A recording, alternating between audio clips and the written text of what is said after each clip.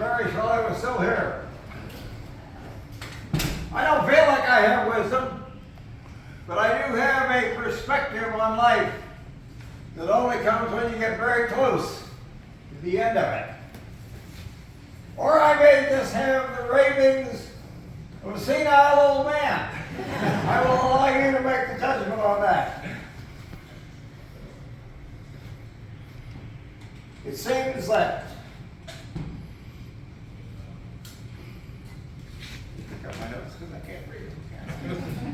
this causes us to lose sight of God's plan in the world. This idea of life ending. The urgent always seems to overcome and overwhelm the important. Aging begins to clear the fog so that we can see God's way forward. So what I'd like to begin with is some changing perspectives that come with age. You can decide whether they bring their helpful wisdom or outdated perspective, or it's something else entirely. The crises that you hear in this world all the time, particularly the young people, seem overwhelming, don't they? For me, that's the 37th rerun of all of these things. How many of you remember the Depression? We were going to solve that. The solution didn't work, so we had the Second World War. Then how many of you remember mutually assured destruction, where we taught our children that to avoid a nuclear holocaust, you should climb under your desk and put it dig over your head. All of these things give you perspective on what is going on in the world. Let me reflect today on those perspectives in the areas of retirement and the end of life. Many of you here this morning are retired or thinking you're retired or would love to be retired or forgot that you were already retired.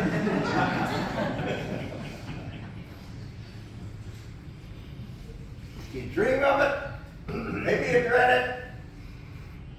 For many of us, it's the last great adventure in life. And as each of us prepared for retirement, and I remember doing that 38 years ago, our minds filled with plans. Plans to move, plans to find a new career, plans to travel. A whole plethora of plans we had in mind, and we did all sorts of things to get ready for them. We did everything we could to prepare. If we wanted to take a trip, we studied everywhere we were going to go. If we were going to get a new career, we figured out everything, didn't we? A grand trip requires that same. Inadequate plan often yields disappointment and failure. I'm going to sit down. If someone who's been retired for 38 years, I'm asked occasionally for advice for retirement. Here it is.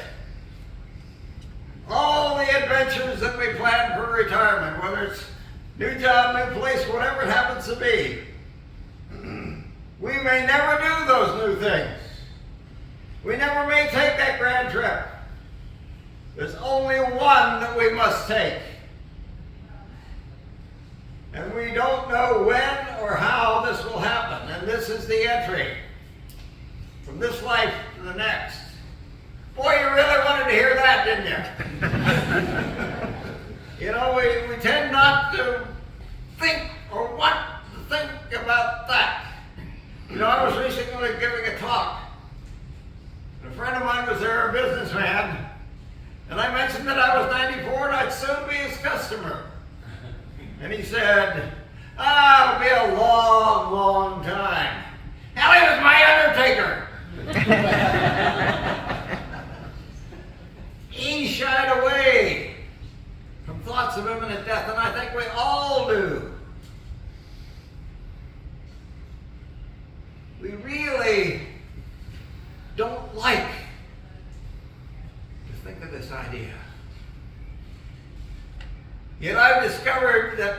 It's something that we must think of. It's not optional, for one thing. You got two choices. You can either prepare for it, or you can arrive incredibly unready, and an awful lot of people do. We can do the same sorts of things we would have done to prepare for that grand trip, or for that change of career, or change of location, or whatever. So today I'd like to do three things. The first is to introduce you to some materials and insights that have been a great help to me in preparing for that journey. The second is to comment on some of the practical benefits that this preparation has yielded for me during my retirement. And the third is to reflect on my own observations and experiences when I entered hospice. And I am in hospice. You don't think of somebody in hospice, how you think but not where I am now. I am incredibly blessed to be able to sit here in this particular case and speak about this. And one of the great gifts that I have is that I can share whatever it is that I have with you. This is when the rubber actually meets the road. You don't really think about end of life until you have no alternative. To begin with, I've sought some thought-provoking insights into the subject. How do I figure out how to retire? And I look at it from the standpoint of two perspectives. One is a very long-range perspective. How do we adjust our lives? How do we change?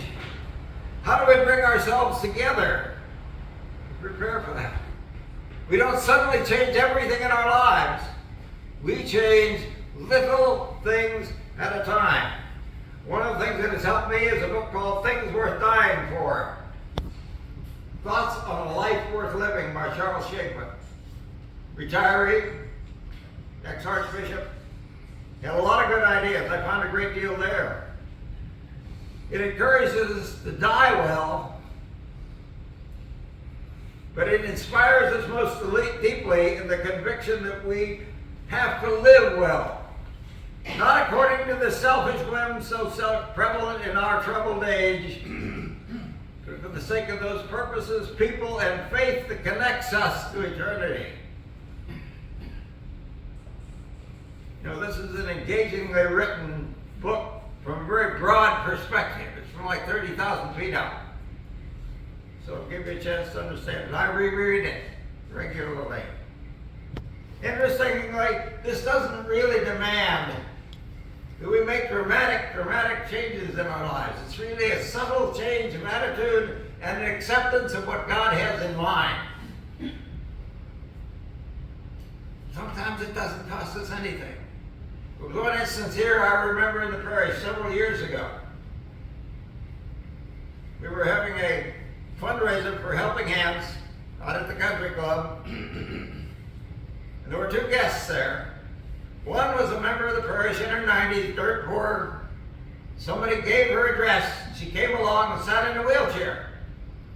The other was one of the most prominent members of our parish, General Boylan. I don't know whether you knew General Boylan, but boy, that guy could dance. He came there, he sat at his table. I saw him dance several dances. He was really enthusiastic.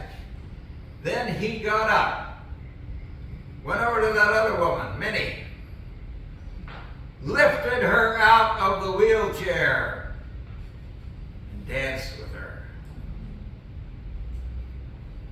He saw an opportunity to minister. In spite of all of his other obligations and everything else, we have that same thing. We let God show us. But we have to watch very carefully and see those opportunities, because God gives us some really strange opportunities. Another story. Marge had been dead about 3 years. And I felt, okay, I'm going to finish my life alone. I was in my early 80s. I'd done some traveling. I felt pretty good. One day I decided I would go out to the cemetery in Georgia, War Veteran Cemetery. I went out there, brought her some flowers. The place was empty. Then I noticed over on another gravesite, there was this woman sitting on the grave crying. I have no idea why, but I walked over there. And I met the most incredible woman in my life, Ellen. There is nothing that will cement a long-term relationship to keep you going through until death than walking up to somebody who doesn't know your voice and doesn't expect anybody to speak in a cemetery. God planned that. I mean, nobody could have locked one of those things up. Every opportunity we have that God gives us is a little thing or a big thing. You just watch for it. A few years ago, I was helping out. I have a family that's largely Chinese. They live in the Malaysia, Singapore area. I was up in Malaysia, in Upper Malaysia, and I was sitting there with one guy who said, well, I help out on the soup kitchen. Well, I said, I'll go down with you. I discovered all sorts of things. I discovered that I can still be a presence to somebody even though I can't speak their language and cannot read the stuff that they're reading. I also watched him, and his father had been a barber all his life. He brought along an extra set of hair trimmers or two, and he began to cut people's hair. You don't think that is a great ministry, but he cut hair for a little while. And those people no longer looked like the madman of Borneo, they looked decent. The reason they weren't rebels, they were people who couldn't afford to get a haircut. And he saw a need. And you see that right here in town. You can sit and talk to one of the guys. I remember sitting talking to one of the poor people there. He took off his feet. My God, his feet were in terrible shape. You have to be aware of that. So God does not demand that we change our lives dramatically. He just demands a change in attitude. And I think those sorts of things are what we have to first begin. My God, we've got more people coming in here. What is this thing anyway? Did we sell tickets? Now some of you aren't quite ready for retirement. So there is a good book called Falling Upward.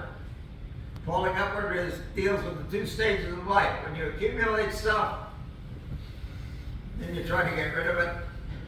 And he makes a rather interesting observation. He says sometimes we climb the ladder of success and look over the side and we realize we got our ladder on the wrong wall. A lot of us have to look at our lives that way. Sometimes it's very, very painful. But that prepares us long range for a more intimate perspective on the end of life. I have found excellent guidance from a book called To Die Well. To Die Well is written by a neurosurgeon, an ethicist, a Catholic permanent deacon, and he has spent 40 years experiencing people at the end of life. He talks about all of these things. He points out, let me see if I can find the passage here that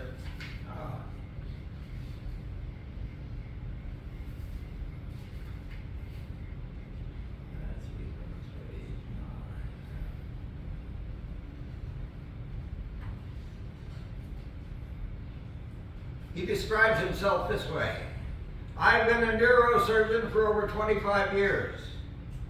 And despite the inevitability of death, most of my patients patients and their families have largely ignored this inescapable reality. I think we all want a good death. We're really not sure what that is or how to prepare for it. Some of my patients die suddenly and unexpectedly. Some have months of advance notice. Many are somewhere in between. Regardless, they, along with all the rest of us, want to do this last thing right. We want to die well. We want our loved ones to die well. Yet there is not a formula or a one-size-fits-all plan for all good deaths, as there is an art of medicine. There is an art to dying well. As a deacon, a physician, and an ethicist, I accompany patients and their families as they navigate the complex spiritual, medical, and moral challenges that come with the process of dying. My purpose in writing this book is to draw from my experiences and to present the Catholic perspective on the art of dying well, while answering some of the common questions that arise. My hope is that this book will not only answer questions, but also give readers pause, moving them to contemplate, pray about, and prepare for the end of their earthly lives. End of life is a very, very complex thing. We're very often not ready for it. If you go to the hospital, do everything is not necessarily what you want. Each of his stories begins with an individual situation that provides context for the private subject. It helps draw the reader toward the personal realities of dying. So I recommend this book highly. And it's particularly useful for us as we make changes of end-of-life choices for ourselves and for our loved ones, which we may be called upon to do in very stressed areas if we aren't prepared. And it's a complex and a very changing environment. My own situation was such that because of my age, because of what they saw, there seemed no particular reason to take treatment. We think, gee, you're supposed to do that. That's what you're supposed to do, isn't it? I remember reading an article, probably 10, 14 years ago, called How Doctors Die. And it began with the story of a doctor who developed a cure, or not a cure, but a treatment for cancer that would keep somebody alive, a particular kind of cancer that would keep someone alive for 6 months to a year. Not really good quality of life.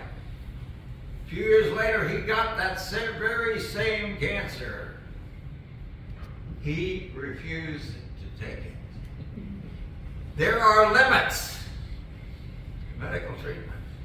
There are incentives within the medical community to do everything. And if you come in and say do everything, they will do things to you that you do not want to have done. There are distortions. He pointed out that CPR, for somebody my age, has a 0 chance of success. Yet if you look at a television show, they show you, yeah, they're going to get over it. They don't. Be prepared. Have a medical power of attorney. I don't know whether any of you have one of those or not. The Catholic Church has specifically modified Georgia's Advanced Directive for Healthcare. And you can determine kind of what you want, but you don't want to be very specific. Some of the things that we may not think of. Do I want to be kept alive until the priest gives me the last sacraments? I do. Who do I want to make judgments for me? Well, if you got somebody you put down somebody's name and you say, oh, put down Aunt Maud, Aunt Maud is 800 miles away, is a Wiccan, and has no idea what your faith is, and that's probably not a good idea. I chose two people. One was Ellen because she knows me, she knows my faith, and she's here. The second was my granddaughter. She is an ER physician. She has full access to my medical records. If they suggest something, she knows whether it will work because she's probably seen it in the ER. You want that kind of judgment? Do I know what I want? You have to ask yourself. Who can I rely on to make sure my wishes are followed? What does the church teach? All of these things are in here. How nuanced is it? And it is nuanced. You may have heard of something on television that says it'll save your life and you can live to 140. If they gave me the opportunity to live to 140, you would shoot them right there. That's not something you want to do. Life ends. I have had 34,320 days. 95% of the men who had that number of days are dead. So this kind of gives you an idea of what direction you're heading. And if I live another 10 days, or 1 day, or 100 days, or 200, or 300 days, out of 34,320 days, that's not a lot. It's what I have done with it, and I'm going to talk a little bit on that. What external pressures are there? Next, I would focus on the moment of death. I don't know how many of you have been there with people that have died, but I've been there. You can see people. I've seen people that have died peacefully. Not painlessly, peacefully. I also recall one guy who was not terribly bad, but incredibly selfish. When he died, I saw his face with exactly the same image I've seen on that picture called The Scream. There is reality there.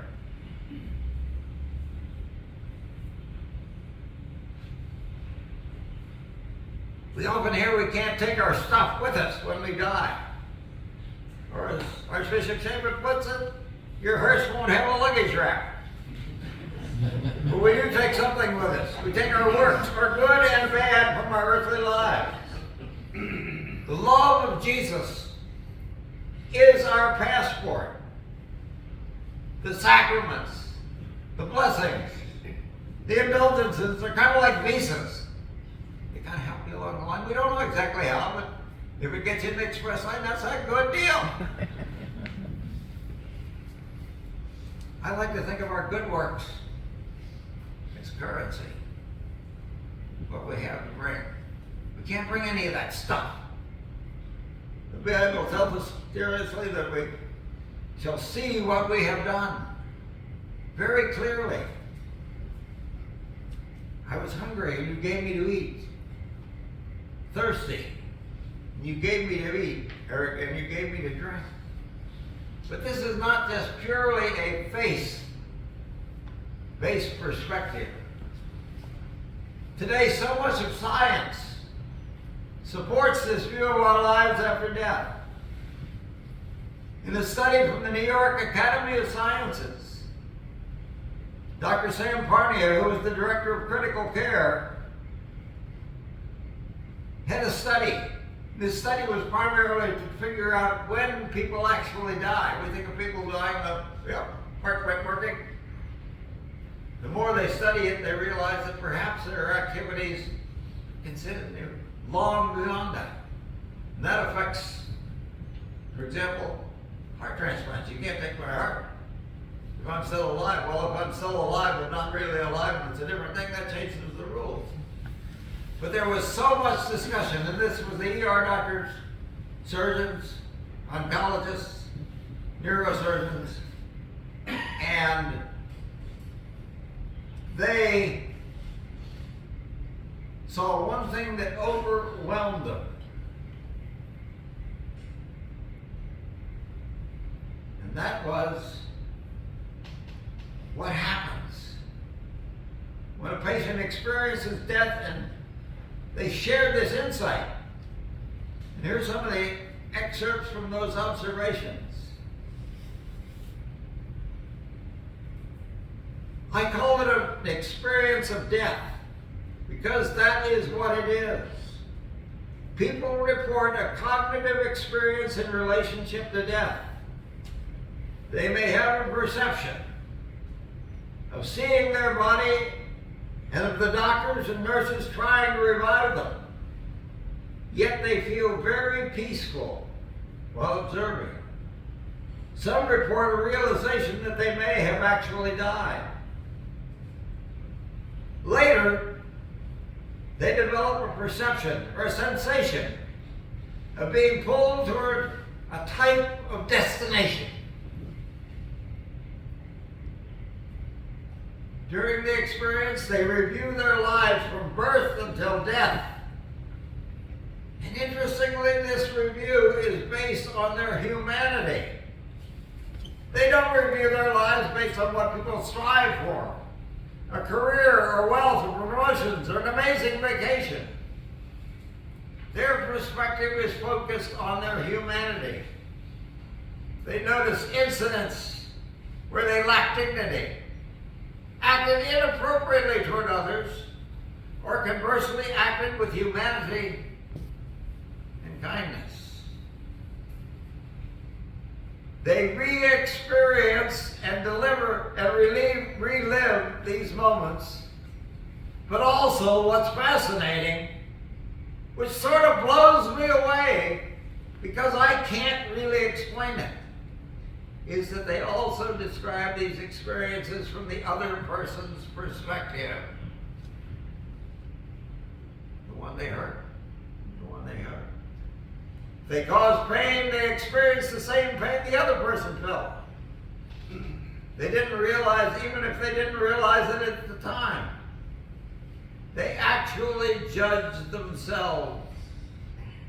They suddenly realized that why their actions were good or bad. And many claim to see the downstream consequences of their actions. Dr. Pania, who claims no particular religious affiliation because he has seen this among Catholics and Hindus and all sorts of people, reaches this conclusion. I believe that it is possible for consciousness to be as yet undiscovered scientific entity that may not be produced by synaptic activity in the brain. There's something there that's different. It's called the soul. Some of these people see things that are realities. Another neurosurgeon very clearly did a study. He worked on brains all of his life. Separated brains cut down their function. And he discovered in one operation where they had an aneurysm. They had to stop the blood and they had to make sure there was no brain activity. The person came through it. Remembered everything. The soul is a reality. The soul is an entity, and your doctor cannot fix anything on it. There is a limit to magic medication. All of this sounds remarkably similar to what we read about the particular judgment in Catholic teaching. There must be an immortal soul.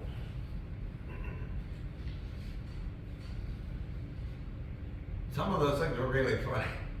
I remember one where the guy who was an ER doctor came in and said, I had somebody who came in and he coded. And he kept coding every 20 minutes or so. They could recover him and then he'd bring him back. He said, well, okay, I was a new resident online, so I was the one given the task to handle all this. He said, okay, one time he coded, and I knew I had 10 or 20, whatever it was, 10 minutes, I think it was, between that, so I went out and talked to the family. The guy kept coding. And then his lunch came. Well, this guy's not going to eat his lunch, so I ate his lunch.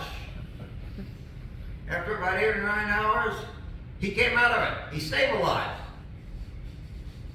30 days later, he was getting ready to leave the hospital, and this guy called him over and said, "Hey, you remember me? You treated me in the ER. You know, you talked to my family, and you weren't very nice. And you ate my lunch!"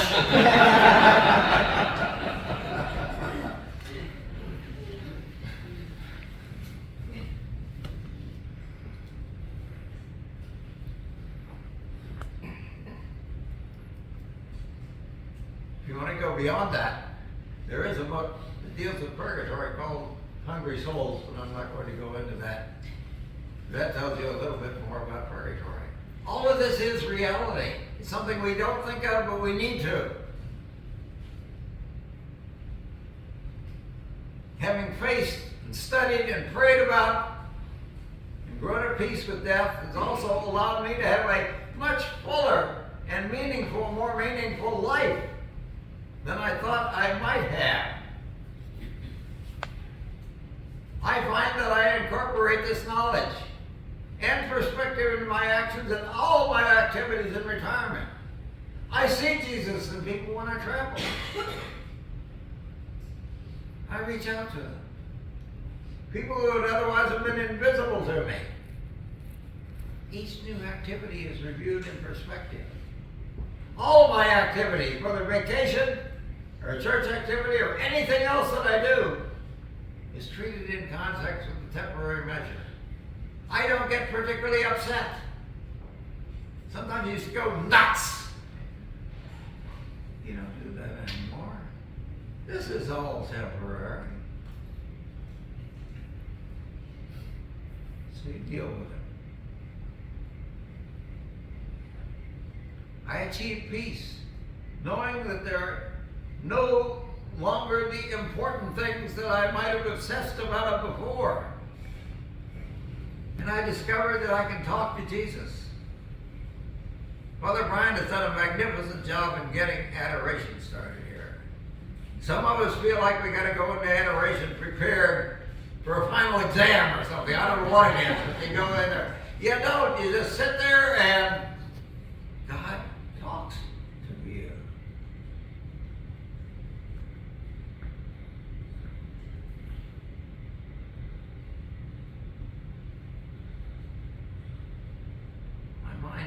Peace. I seem to find opportunities to see Jesus in unexpected and deeply satisfying contexts. I no longer worry about whether what I may do to help someone else is going to hurt me. And a lot of us do. We say, should I go over and talk to that guy?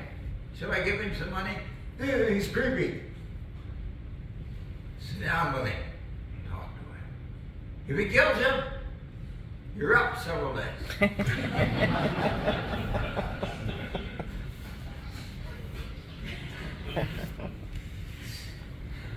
finances. Sometimes you just see what God will do with them. I've been getting an IRA since I was 17 and a half. It's 25 years. Every year, I'm giving it away. God keeps giving it back to me. I still got as much money as I had before. And you cannot beat him. I decided this year to give quite a bit more. Thought, gee, that'll get him down there. I went from January to 1st of June. Get what? 1st of June, I had more money than I started out with. God is not going to give me a break. You cannot do him on that. It may seem to be scary, but it works out. From a practical standpoint, this knowledge has pointed me toward ordering my life for the inevitable. 25 years ago, I built a house whose location, design, and equipment afforded me the ability to live comfortably in it throughout the entire aging process. I built a house to die in. Best thing I did. No steps, no nothing else in here. Get around easy. A lot of my friends find themselves facing the uncomfortable need to relocate, to downsize, to readjust. You don't want to move when you're 90. You don't even want to leave your room, and you don't want to go into one of these little places that's about the size of a cubicle and spend the rest of your life. Preparation for death makes it easier for me to handle the events that come in the later years by facing them earlier. Finally, I'm sparing my family the anguish of handling my earthly transition. They know what I want because I know what I want. End of life care, funeral plans, they're all done. I even wrote my own obituary. I look good.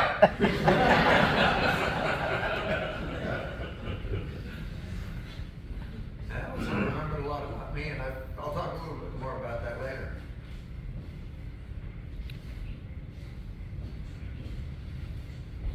So far, I've been talking about kind of theory from my head. Late May, I had a CT scan. It revealed probable cancer in my upper colon. It also indicated lesions on my kidneys. Consultation with my family physician. And the first thing they do is, okay, let me tell you about a treatment plan. I don't want a treatment plan. I also sent this information to my 4 family members. I got 3 MDs and an ICU nurse. They looked at the same scan, said, yeah, 99.9% chance that this is the real thing. To even find out, I would have had to have a colonoscopy. Everybody I know at my age who's had a colonoscopy has had terrible pain. Everybody who's had treatment has had terrible pain.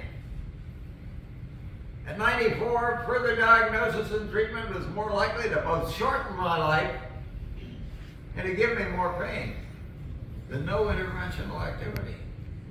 So I chose hospice. So finally, I'd like to share my thoughts and insights that this decision brought back. First, think about it. It becomes reality that in no way other than that you can get any other way. I told you about how doctors die. I chose that approach. I did not want all this interventional stuff.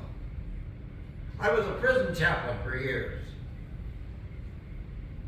And each time you enter a prison, I don't know how many have gone into a prison or not, but there are 2 doors separating you. When this one door shuts, you can't go back out. You can't go back into that world. You accept where you are.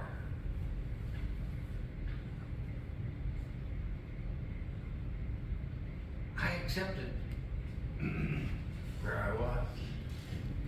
It requires to overcome some fairly common thoughts that we have. If I collapsed it right now, what would you do? You'd call 911, wouldn't you? Not with hospice. You have chosen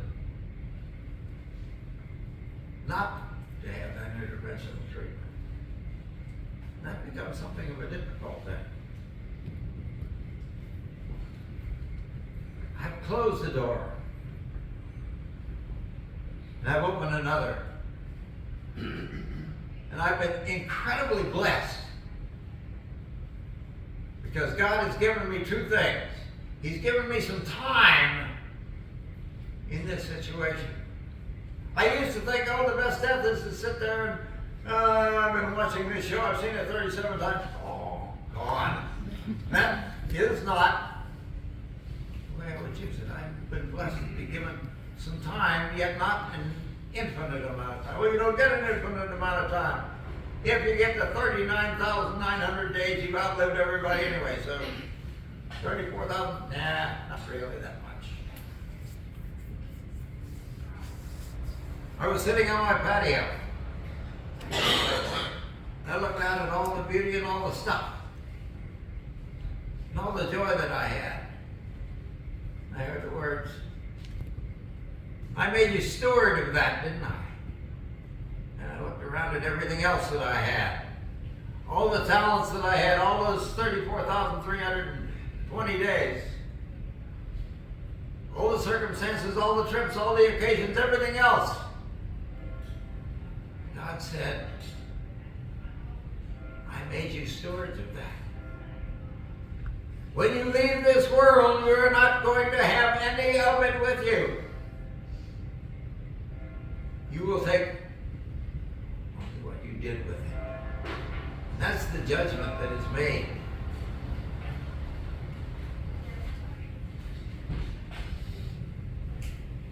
Why did I think all those things were so essential to me? Did I use those wisely?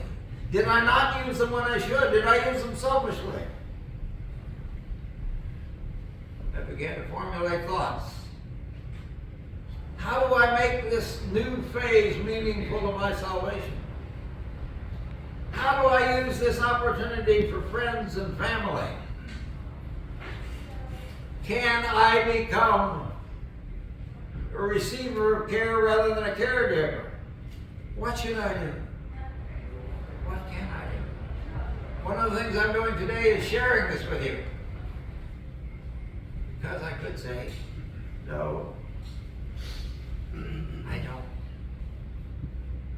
have the strength to do it. It's my time to.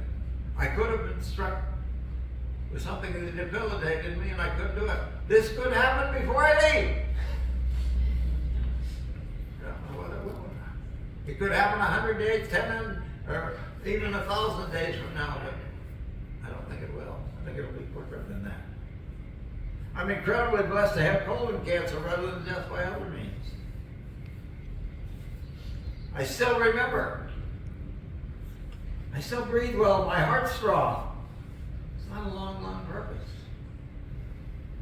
Quick death is not necessarily the best thing.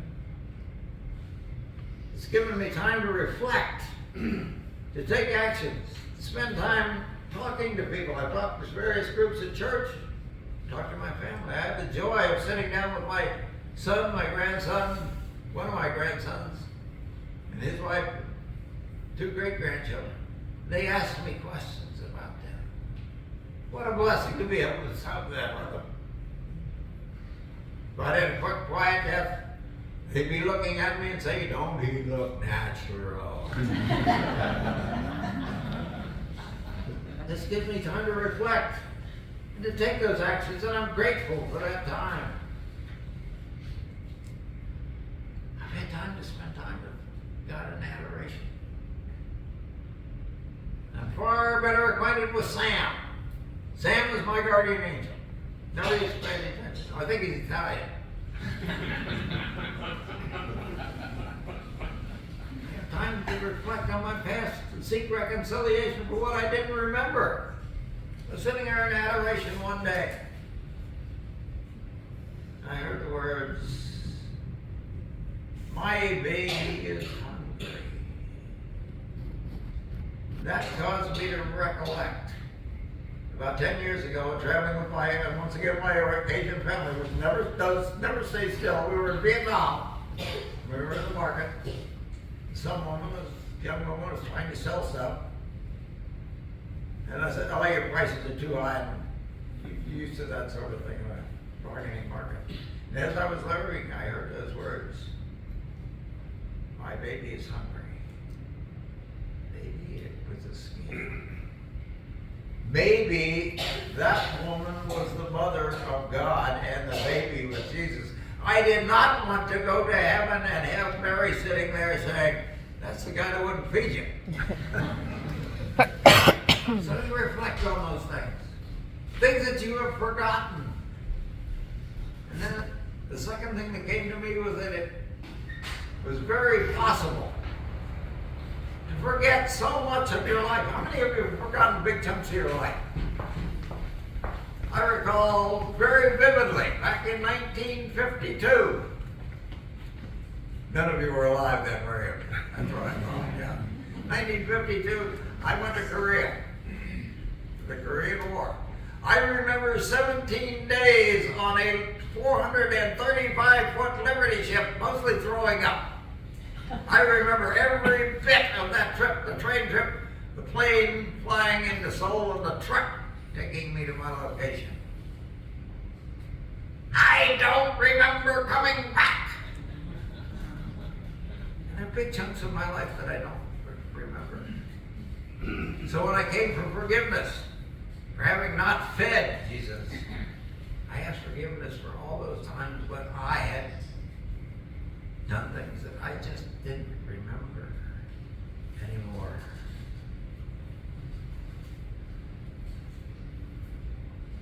You know, the world has been essentially imperfect since the time of Adam and Eve. I've learned a lot about redemptive suffering. I look at Jesus between two very imperfect men. Jesus was hanging there in great pain. One of them said, "Why don't you do something for us?" The other one said, "I screwed up. He didn't." Jesus did not say, about time somebody noticed that. Jesus said, "This day you will be with me in paradise." I hope to hear those same words. I'm thankful that God will take me in my time, not mine. I began to think of that good thief who might have stood in the center of town and said, "I really don't want to look forward to 3 hours of being crucified. I'm going to hit my Roman soldier in the nose and he'll run me through with the sword and it'll be over." If he had done that, if he'd taken his own life, he had never heard those words.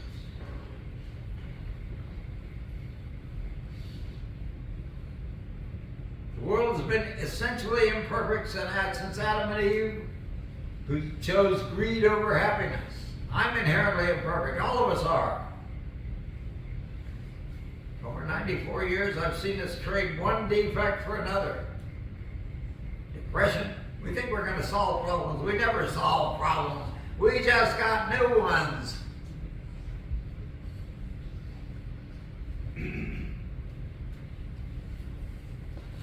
We're deluding ourselves that we're creating a new perfect solution. We can't do that here. Like the good thief, I deserve what I got because I am imperfect. Jesus didn't. My suffering cleanses me so that I'm better prepared to be in heaven.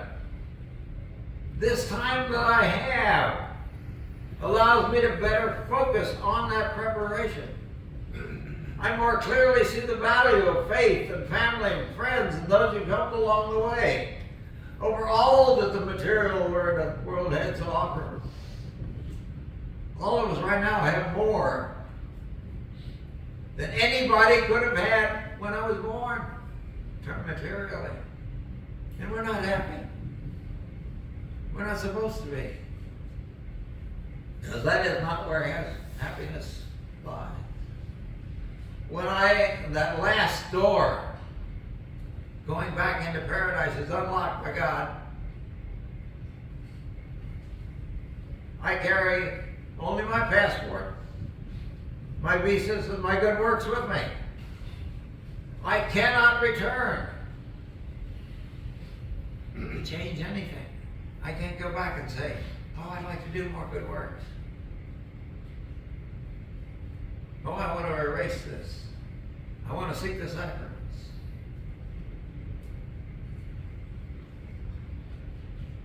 I can't help myself. But each of you can help all of the dead with your prayers and masters. Do you realize how quickly we are forgotten? Over there's a plaque with it. dead knights, over 40 years. How many of them are remembered? How many are prayed for? How many have masses said for them? How many times do we look at somebody and say, I gotta pray for that person, they're really good. They don't need it. That should not be our judgment. How many times have we looked at somebody, another name on that list that says, oh, that person couldn't possibly have made it. That isn't our call either. Well, my reflections here today are unique. God gives each of us that little bundle.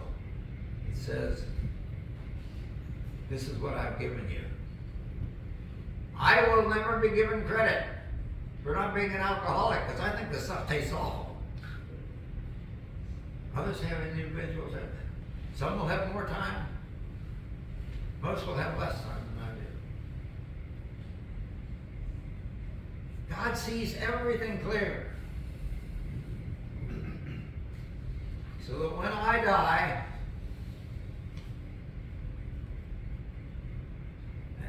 I will see that way as well. How can I better prepare for the time when God presses the button to let my freedoms go? It's an old story about a man who started out in a small village and then became the richest man in the world. Came back and built a massive home there. Said, I'm going to retire. And he said, I'm going to have a great party. And he invited all the world's elite.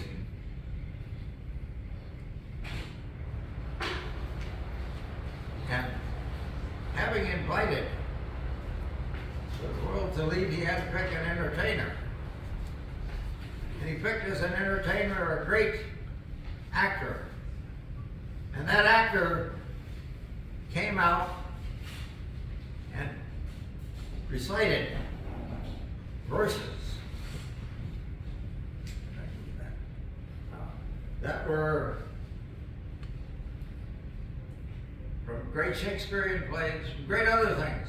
And he got overwhelming applause. And finally he said, I'd like to accept a couple of requests. And an old priest who'd known this man all his life stood up and said, Sir, would you read the 23rd Psalm? The man thought about it. Said, I will do so if you will do it before me.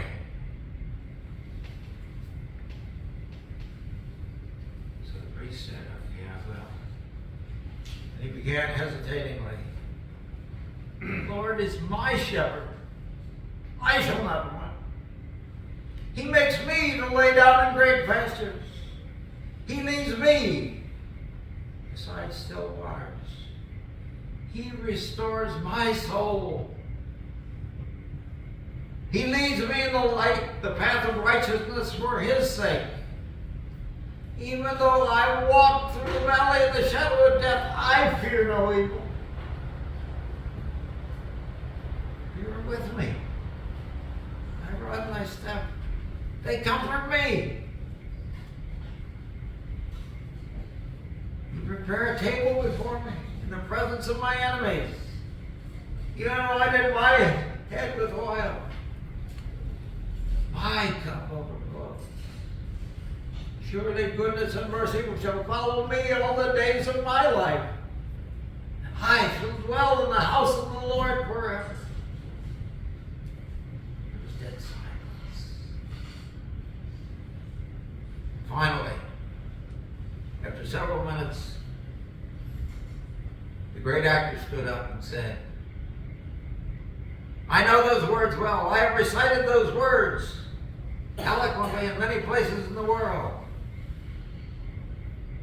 I know the words. You know the shepherd. going to succeed this next life. Learn to know the shepherd. Thank you.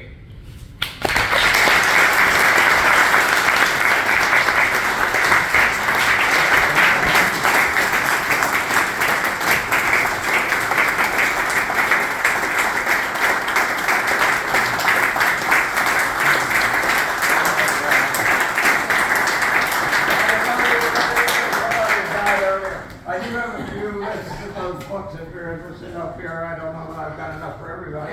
I figured 20 people back. Okay, thank you very much.